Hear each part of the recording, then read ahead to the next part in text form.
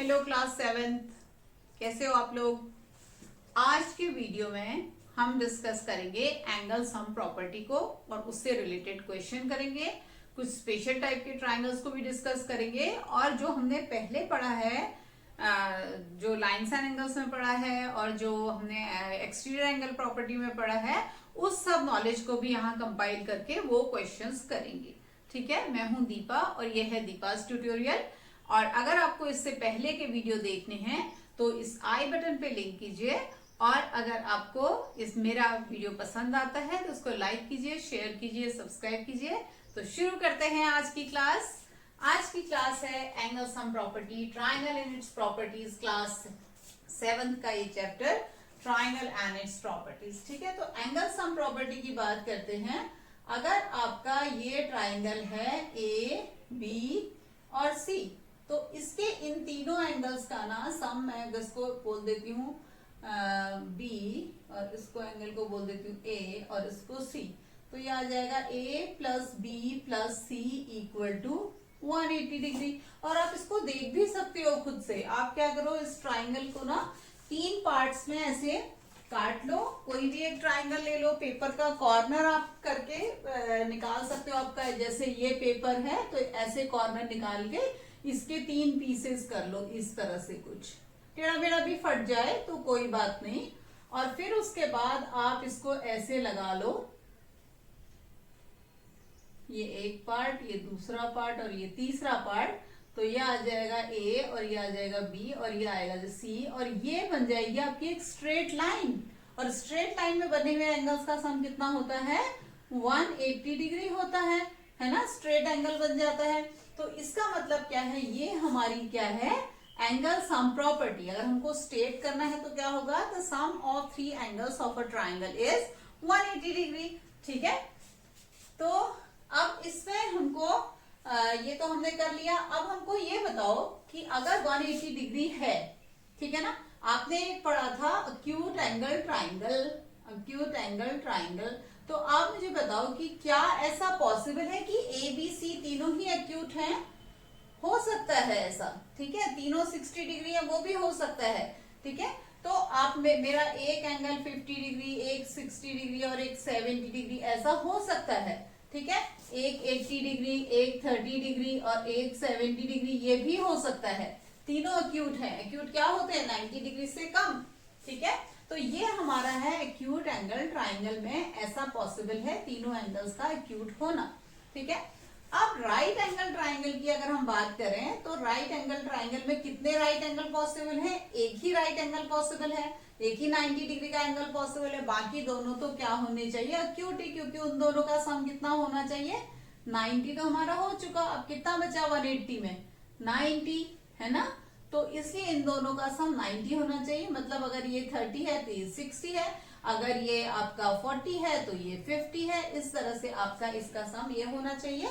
मतलब कि एक ट्राइंगल में एक ही राइट एंगल पॉसिबल है, उससे ज्यादा नहीं। ऐसे ही ऑब्ट्यूज एंगल ट्राइंगल में भी एक ही ऑब्ट्यूज एंगल पॉसिबल है। बाकी दोनों एंगल्स का सम कितना होना चाहिए आपका?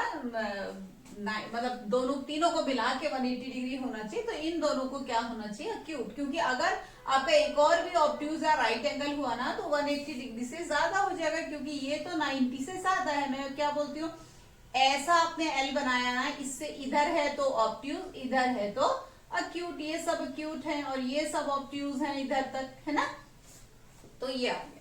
ठीक है, अब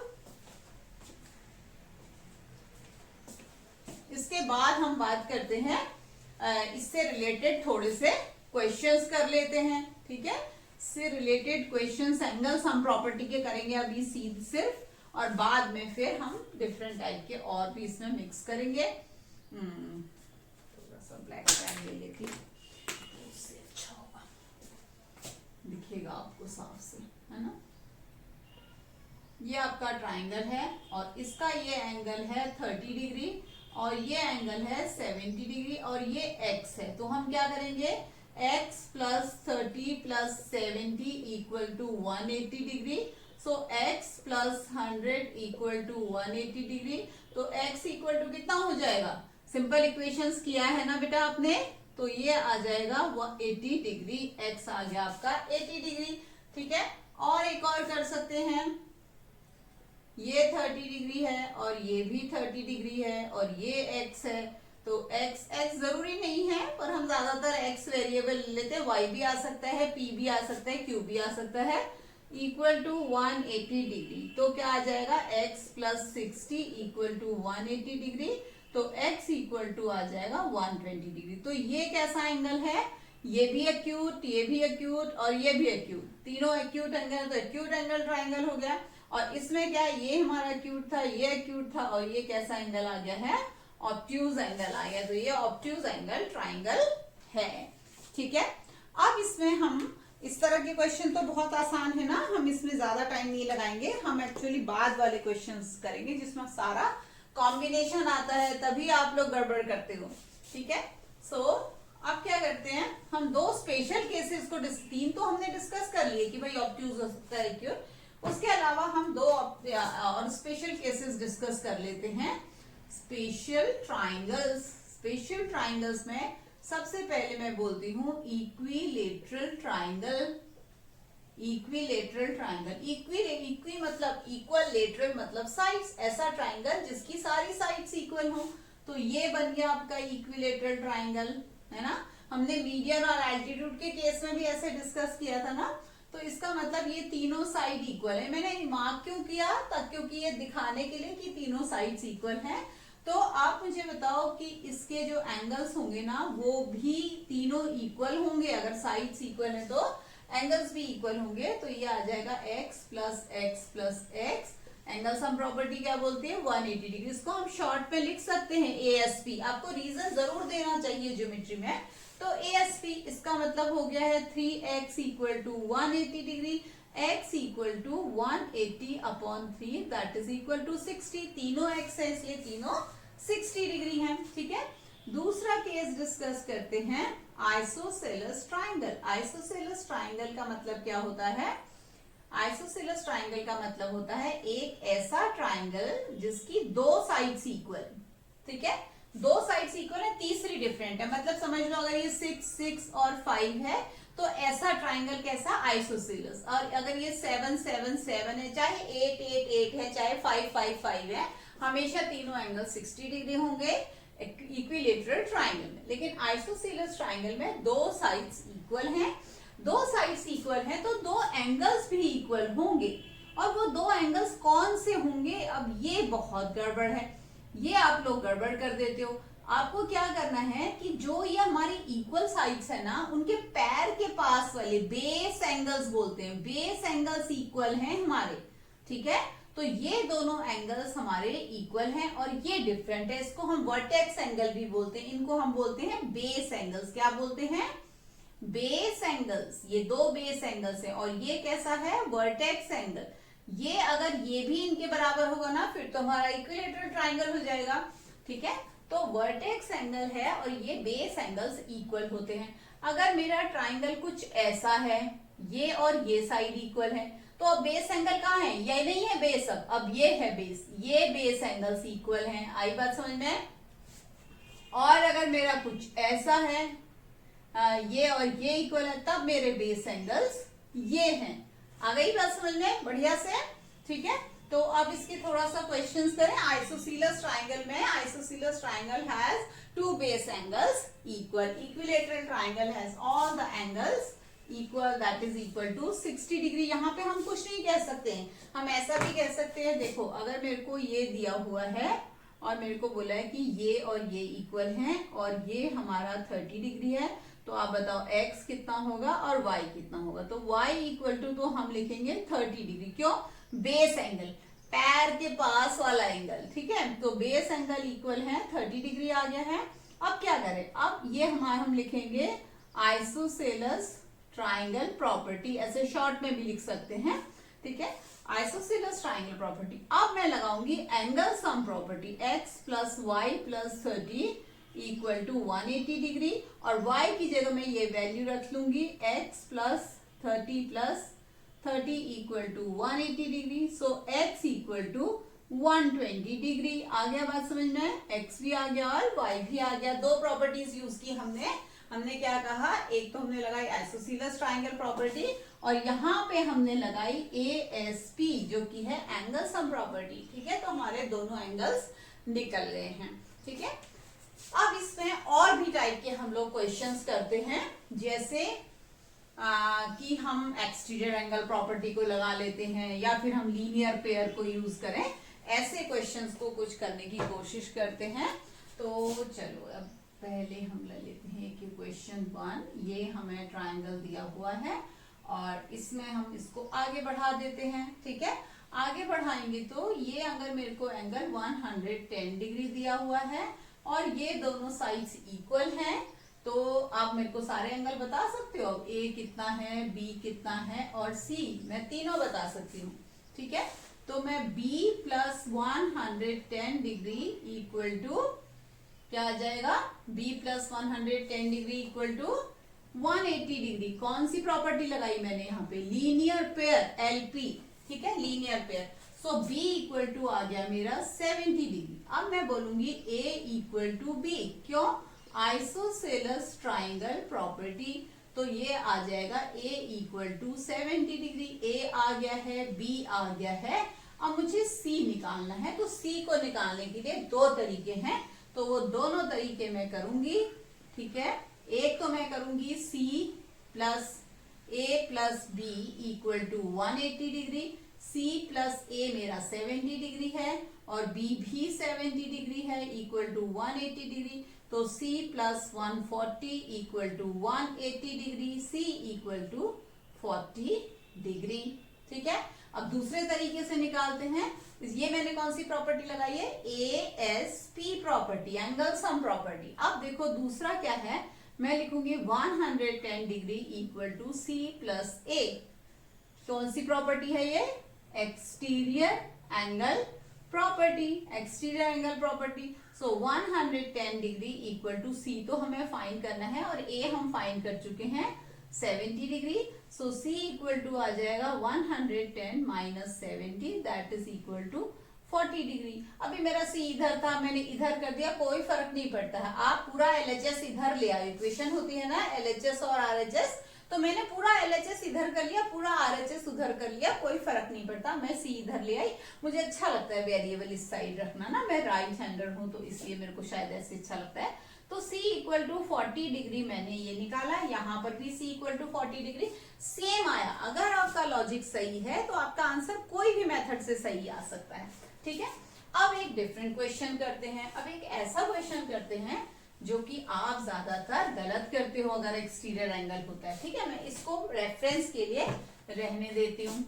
ये मेरा ट्राइंगल है और देखो अगर मैंने ये भी बढ़ाया होता ना, ये भी 110 ही होता, क्योंकि ये अगर ये 110 है तो ये भी 110। अब मैं क्या कर रही हूँ, मैंने ये बनाया है और मेरे को ये दिस इक्वल टू दिस दिया हुआ है और ये एंगल मुझे 50 डिग्री दिया हुआ है।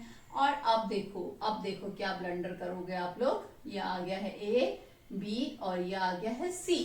ठीक है, तो मैं कह रही ये एक्सटीरियर एंगल नहीं है, this is not an exterior angle. Exterior angle क्या होता है, ट्राइंगल और उसकी ट्राइंगल की साइड और उसकी एक्सटेंडेड साइड, ट्राइंगल की साइड और उसकी एक्सटेंडेड साइड के बीच का एंगल। ये क्या है, ये तो हमने दोनों साइड्स एक्सटेंडेड के बीच का एंगल है, ये एक्सटीरियर एंगल नहीं है। तो मैं सबसे पहले लिखूंगी b इक्वल टू 50 डिग्री जो कि है वर्टिकली ऑपोजिट एंगल।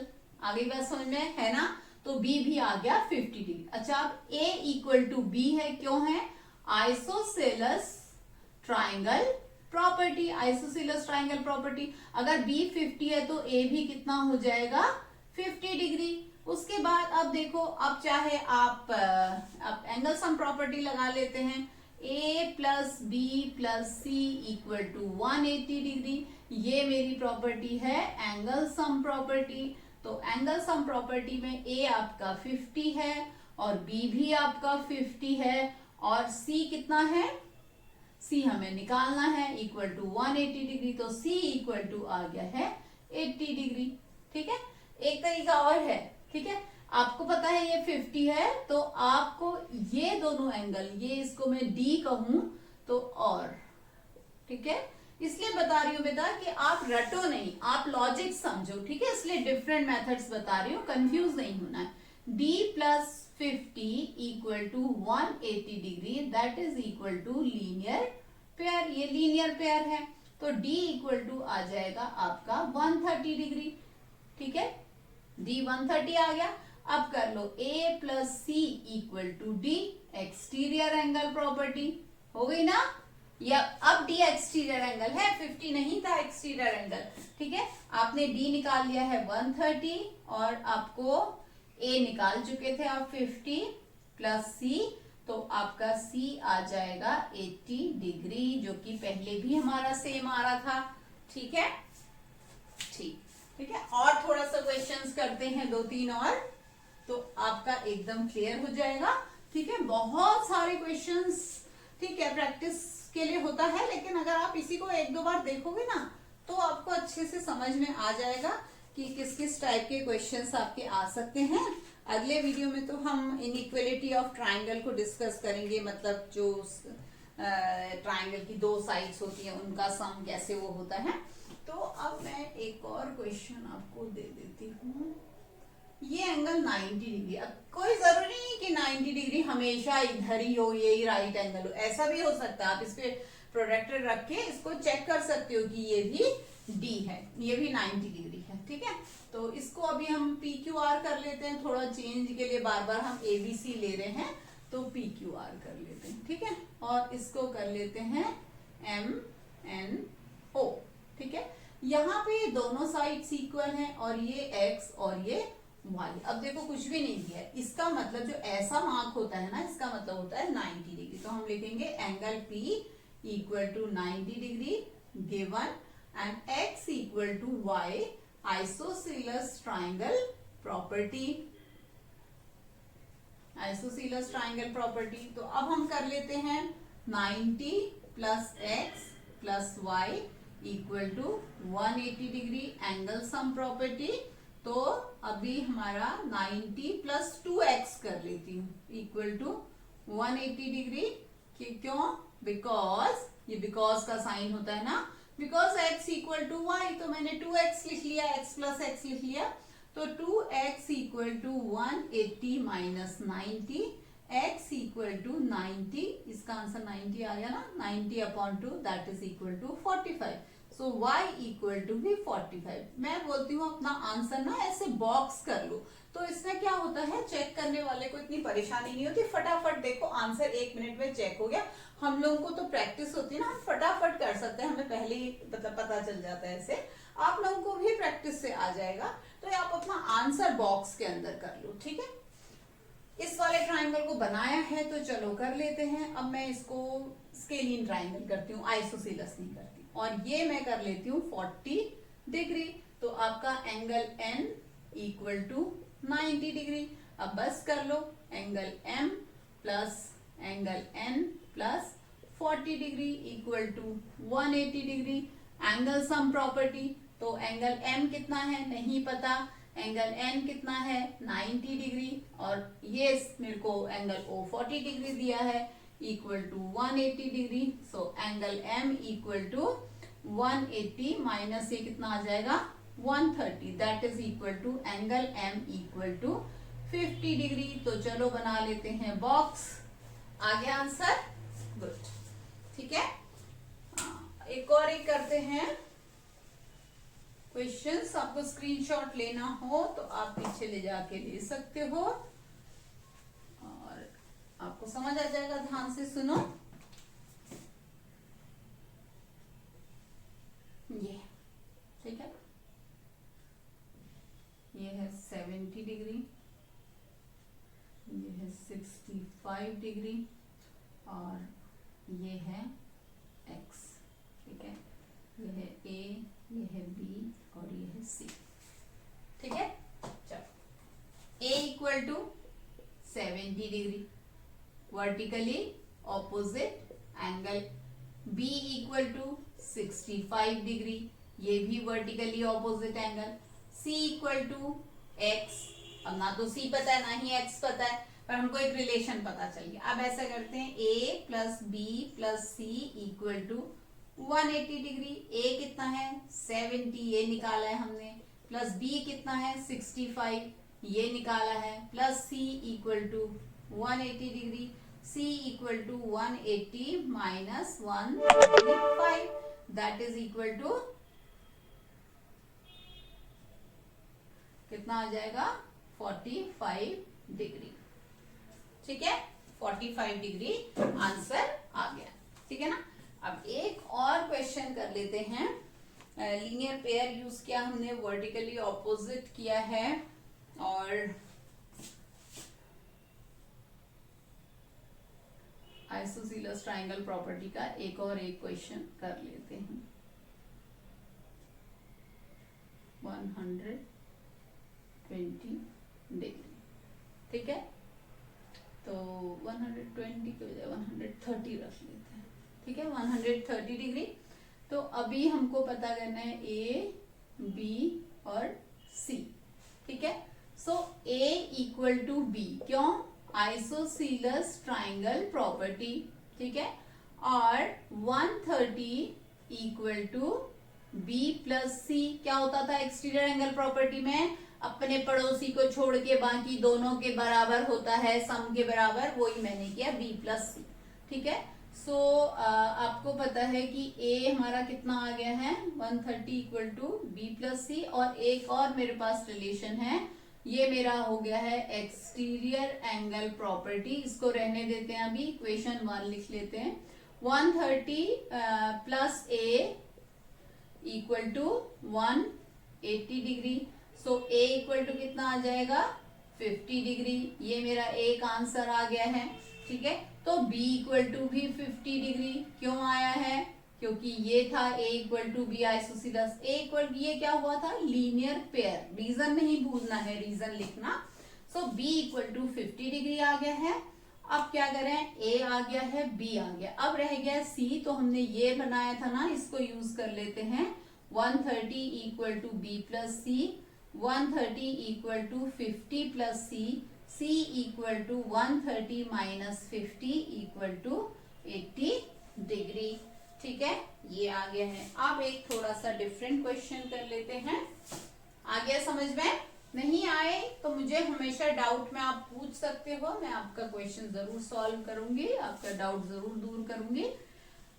अब हम आते हैं एक स्पेशल क्वेश्चन, और थोड़ा सा डिफिकल्ट ले लेते हैं। ऐसा करते हैं, इसमें मीडियन वाला भी हम थोड़ा सा कर लेते हैं। ठीक है, एक ट्राइंगल ले लेते हैं ए बी सी, और उसमें बोल देते हैं ए बी इक्वल टू ए सी। क्या गिवन है, गिवन है ए बी इक्वल टू ए सी, और ये मीडियन है डी, ए डी मीडियन।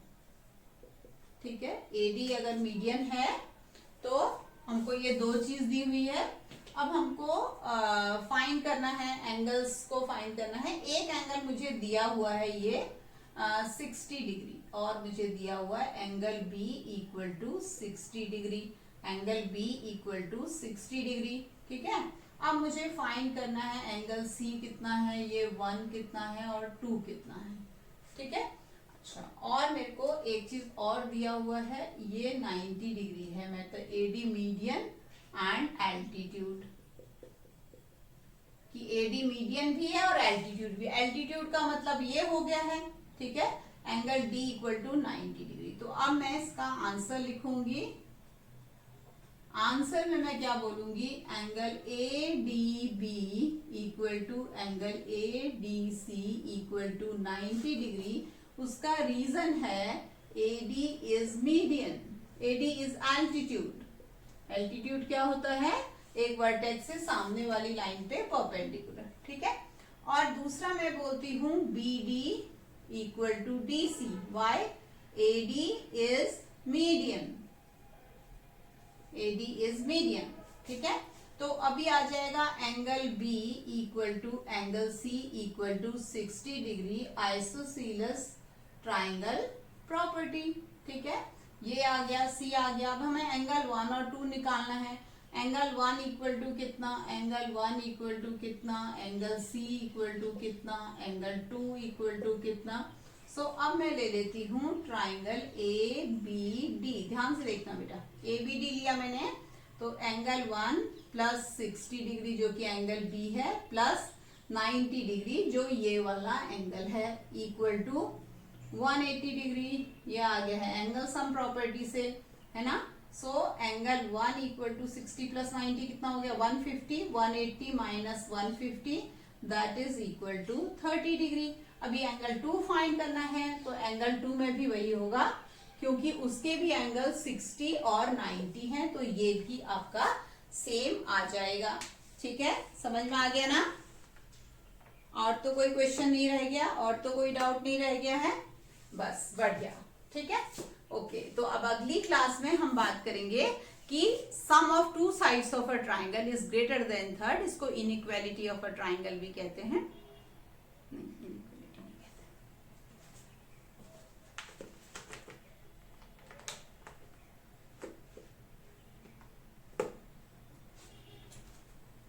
अगली क्लास में हम डिस्कस करेंगे कि दो साइड्स का सम, एक ट्राइंगल के 3 साइड्स होते हैं ना, तो 2 साइड्स का सम थर्ड साइड से बड़ा होता है।